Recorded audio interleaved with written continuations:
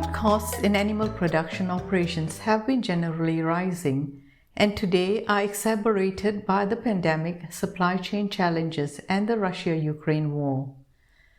With input costs often beyond the control of pig industry players, improving production efficiencies is critical to temper the impacts of rising production costs. In this podcast sponsored by APC, a global leader in the manufacture and sale of blood-derived functional plasma proteins and hemoglobin products, our Asian Pork Magazine editor Isa Q. Tan speaks to Yanbin Shen, Director of Technical Services at APC, to discuss how producers can enhance efficiencies during these challenging times and what solutions APC offers to help them achieve this. Hello, Dr. Yanbin. Thank you for joining us for today's podcast. There's a lot going on in the world when it comes to high input costs for animal protein producers. And it's exacerbated by the ongoing pandemic, the challenges in supply, and the Russian war. So this is what I would like to talk to you about. How you can improve efficiency during times when costs are high. But before we do that, may I request you to give a short introduction about yourself? Yes, absolutely. Good morning. It's good to be here. Thank you for hosting the podcast with me. My name is Yanbin Shen. I'm a PhD swine nutritionist, currently working for APC Inc. We're the largest blood producer in the world. We produce plasma protein and the red cell, and we're the largest producer for that and supplying to for the animal industry. So we have a global outreach, and we have sales office and manufacturing plant around the globe. Really glad to be here to share with you some of my thought about this increasing feed price and what should we do about it. Okay, so let me begin by asking you, the pandemic and the war have upended feed and production costs. What are your predictions for the next couple of years? Yeah, so on the future prediction side, it's, we are really in a volatile environment, right? Predicting anything in the next 3 months, it will be hard enough, let alone in 2 years. But, we can have a deep dive or analysis about what's happening, what is driving this increasing feed costs, so that we can have a understanding, longer term or short term where the things are going. So, if you look at the feed price, what are the driving factor for this increased raw material cost? Again, there are long-term factors and there are short-term factors. The short-term factors are very obviously the Russian-Ukraine war. And Russia and Ukraine, they both are major grain producers and oilseed producers. For example, on the wheat side, Russia and Ukraine in combination, basically export 30% of the wheat of the world. So that war will significantly impact wheat price, and we have already seen that from the future market. It jumped about 100%.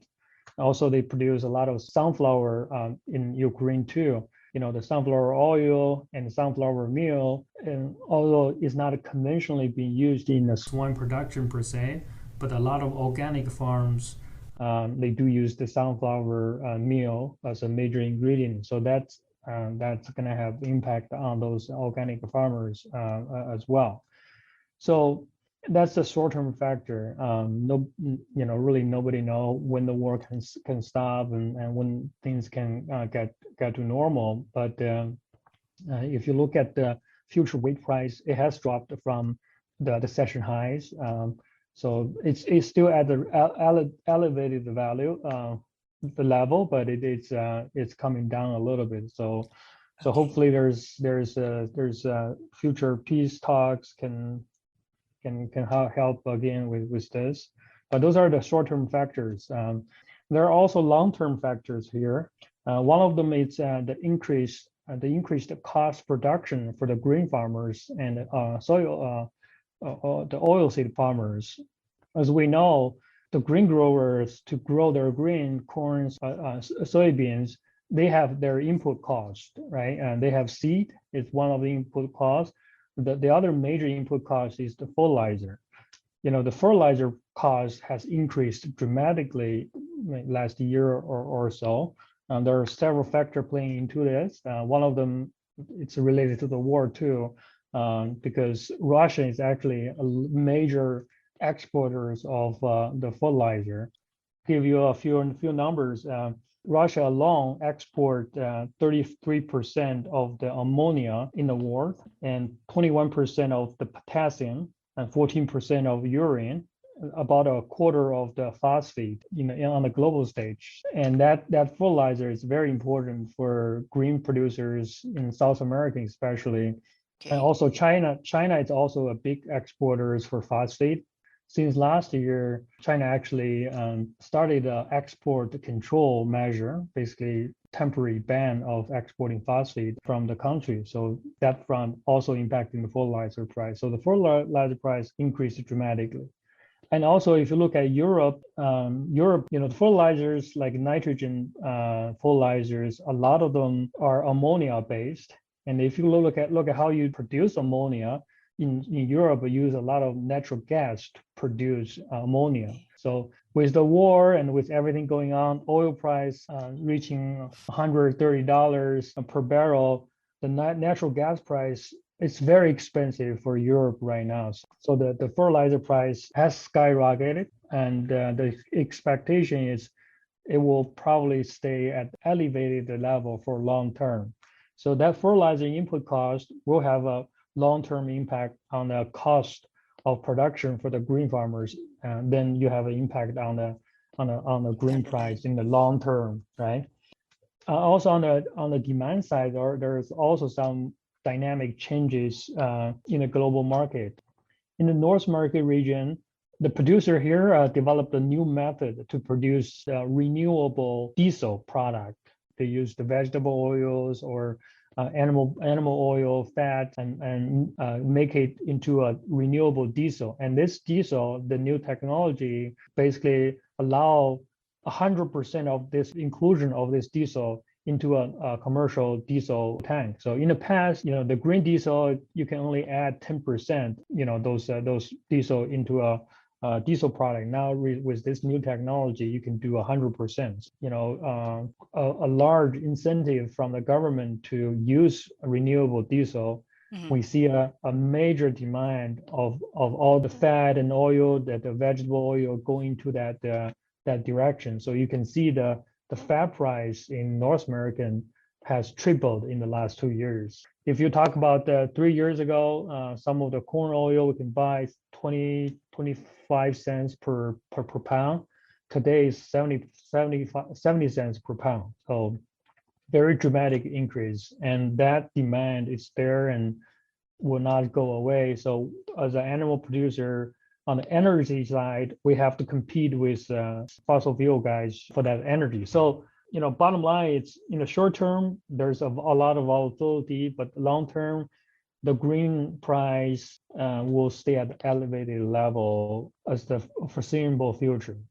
Okay, so there's really now a lot of competition for the materials that are being used by the feed industry, not just from different feed industries around the world, but different industries now, like diesel, the renewable energy. Yep. Okay, so we can expect feed ingredient prices to continue being on the high side now. It's probably not going to go back to the levels that some feed producers are used to. Absolutely, and that's my takeaway. Sir, in most cases, producers don't have control over input costs, especially raw materials. So beside costs, raw material qualities can also be a problem. So what are the more practical ways for feed producers and livestock and poultry raisers to address these concerns? So I think the producer really need to take a hard look at the alternative options or alternative ingredients. So look at some of the ingredients that are not commonly used today in the formulation. So the nutritionist and the buyer really need to do a good job to find those ingredients, have a very good handle knowledge about the true value of those ingredients, and that will give you some advantage. And the producer need to be brave to embrace those change as well, so that you can reduce the cost. I think the takeaway is, the nutritionists need to have an open mind for alternative ingredient and try to find the true value of that ingredient. Of course, as you mentioned, the quality is a major concerns for those alternative non-traditional ingredient, because you don't have a really good standard, and maybe there's not even good literature you can look at to really evaluate the product. And the quality, it's also a concern. For example, DDG, some plant may have mycotoxin issues. You need to figure out a way to how to deal with those quality issues, right? And simple example, the ingredient, even though the name is similar, they may be completely different ingredient, right? The nutritionists really need to do a good job, understand where the opportunity is, and work with the buyers to identify those opportunity, and be willing to use those opportunities. With the use of alternatives, Dr. Yanbin, some people are saying there are advantages and there are disadvantages, because some of them would need additives to be used. Mm-hmm. So can you just give me some samples of the key advantages and the disadvantages of having these alternative ingredients? So the main benefit is reducing the cost, and also another benefit is you have options, right? So if you're tied into one formulation, right, corn, soy, you have to buy it from the supplier. When they raise the price, you really have no option to do anything about it, right? And if you are comfortable using an alternative solutions, and you might be able to have a better chance to negotiate down to their cost, their charges, right? So that's the advantage. Of course, the disadvantage has potential quality issues that you might have to deal with.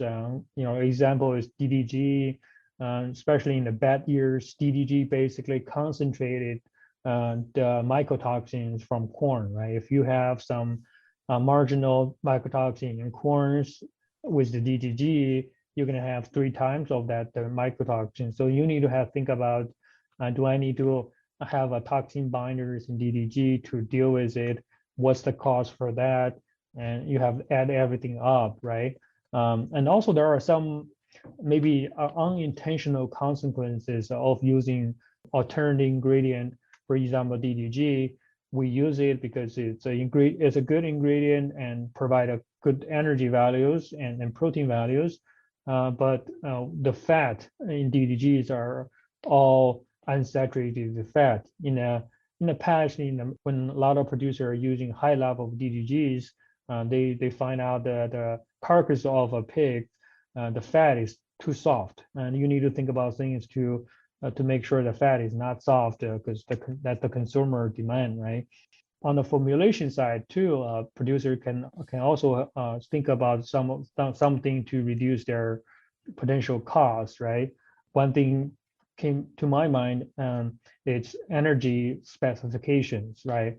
When the nutritionists are formulating diet, they typically have an energy spec. So what energy level do I need to hit in my formulas? With this elevated energy cost and fat cost, I can see it may be beneficial to lower that energy spec to a certain degree. We know from the past research, pigs and poultries are animals that consume feed based on their energy requirement. What that means is, if you increase the energy level in the diet, they're going to consume less feed. But if you lower the energy, they're going to consume more feed. The total energy intake is the same, but because of the relatively higher energy cost, especially from the fat, it might be reasonable to consider have a lower energy diet. Also proteins, and you should think about reducing the protein levels and increasing the usage of synthetic amino acids because the bean meal prices are very high. So think about using more synthetic amino acid and less bean meals, using a low protein technology to achieve that. One thing I have to remind everybody is with a low protein technology, you have to make sure the amino acids, especially the essential amino acid, the balance. Another thing for the producers in this in our Asia Pacific region is really take a hard look on technologies that can help to reduce your mortality and cost, because the mortality is a major contributor to the profitability that you may see. In the United States, because of the grain price is low and the cost of production are relatively low, 1% of the mortality for pig farmers, typically it's around $1.20 net profit, right? So if you reduce 1% mortality, you get a $1.20 more or less net profit per pigs. In the Asia Pacific region, it's at least $3 because everything is more expensive in our region, right? Pacific region. So that reduction of mortality and removal, it's going to be a key for the producer in this region. APC is the global leader in the manufacture and sale of blood-derived functional plasma proteins and hemoglobin products. APC's commitment to research and development has demonstrated that plasma is one of the safest feed ingredients and is a consistent source of functional proteins that maximize the genetic potential of young animals. Contact us at apcproteins.com to learn more. Okay. In that case, what solutions does APC offer? We have a very simple product line. We only have two products, and that two product has been on the market for 40 years and it has been used for 40 years. And so one is plasma protein, the other one is red cell. The plasma protein is the product that can help to improve health of animals. We have over 600 publications on that. The applications are well documented. Recently, we have new publications on poultry, aqua, and even pet food as well. And that health benefit has been documented. The plasma protein provides animals health benefit that beyond the nutritional value. The reason for that is in plasma protein, we have functional proteins in the product that can have those biological functions. To give you an example, a lot of people are familiar with immunoglobulins in our plasma protein, right? Immunoglobulins can directly bind toxins and the pathogens, and it has a health benefit. Not only the immunoglobulins, but also other proteins like transferrins in the plasma or complementary proteins in plasma, and even the cytokines in the plasma all has different kind of biological functions. So the bottom line is the plasma is not just a feed ingredient that are providing nutrition, but it also has a long-term immune and health benefit to the animals. So with plasma protein, we typically see a good growth response, but also a mortality and call reduction as well. And if you look at Europe, they are moving away from feed-grade antibiotics, and they are considering to remove zinc oxide as well. And the European countries, especially Denmark and those countries, really increased their plasma usage, and they're recommending their producer to use it because of the health benefit from plasma. So that's where we are playing. Plasma improve the health, so that overall your cost production will be reduced. On the other hand, we have this red cell product. It is a very high quality product. It's a protein product, and it has about a 92% crude protein and has about 98% digestibility. So it's basically highly digestible. And we are seeing more people are using red cells in the pig diet as well, because as I mentioned earlier, in Europe, they are moving away from zinc oxide antibiotic. Now they're adopting this new dietary formulation strategy, which is reduce the protein level and really try to control the undigested proteins going to the hindgut of a pig. You want to minimize the undigested protein. If you use red cell, that red cell has 98% digestibility, and so you can naturally reduce that undigested protein compared to a soybean meal or soy-based product.